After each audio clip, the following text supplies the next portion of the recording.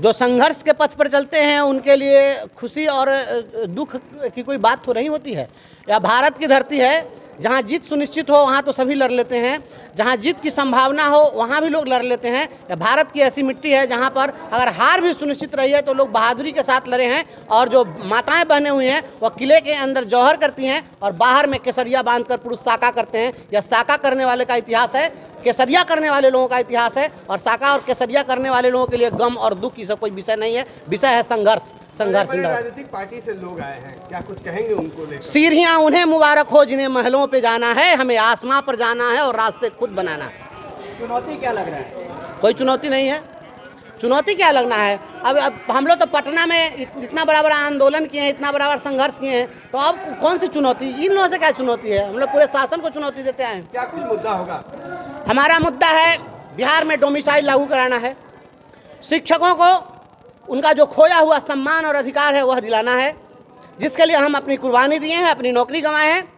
और सुशासन की सरकार ने, इस कातिल सरकार ने शिक्षकों के खून से रंगे हुए इन पंजों को, इनके कातिल, इनके जितने जख्म इन्होंने दिए सभी जख्मों का हिसाब इनसे करना है। वित्त रहित शिक्षकों को अनुदान के बदले वेतनमान दिलवाना है। ठेका और संविदा पर काम करने वाले डाटा एंट्री ऑपरेटर हों, पंचायत रोजगार सेवक हों, इंदिरा आवास सहायक हों, विकास मित्र हों, टोला सेवक हों, तालीमी मरकज हों, इस विद्यालयों में काम करने वाले रसोईया हो, स्कूलों में काम करने वाले रात्रि प्रहरी हों, इन सभी लोगों के जस्टिस की लड़ाई हम लड़ेंगे। आर्थिक आज़ादी की लड़ाई लड़नी है, या आर्थिक आज़ादी की लड़ाई का संघर्ष। आपकी लड़ाई किससे?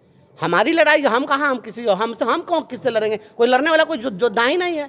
सारे लोग हमसे लड़ने के लिए आए हैं, सब दाया में भाग गए, सब कोई लड़ने वाला है?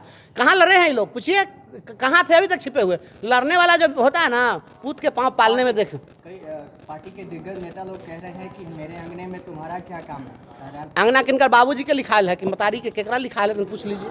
रजिस्ट्री है अंगना तिरहुत अंगना है इनका, और दुआर को ना पिछुआर को ना है।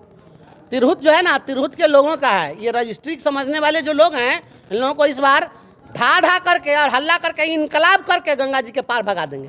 या पूरा कैबिनेट ला करके उतार देने से लोग वोट दे देंगे? कैबिनेट दिखा रहे हैं। ये तिरहुत का चुनाव है, स्नातकों का चुनाव है, बुद्धिजीवियों का चुनाव है। अब एक पार्टी के 1000 लोग जुट गए, हाथ उठवा दिए कि कितना लोग वोटर है, तक गिन के 35 आदमी थे, कोई कहता है 26 आदमी थे। तो ये भीड़ लेके आने से और उजला कुर्ता पैजामा पहन के बॉडीगार्ड वाले नेताजी लोग से तिरहुत के लोग मान जाए। तिरहुत संघर्ष के लिए इस बार कमर कस लिया है। संघर्ष की आवाज़ गूंजेगी, संघर्ष बलि जीतेगा।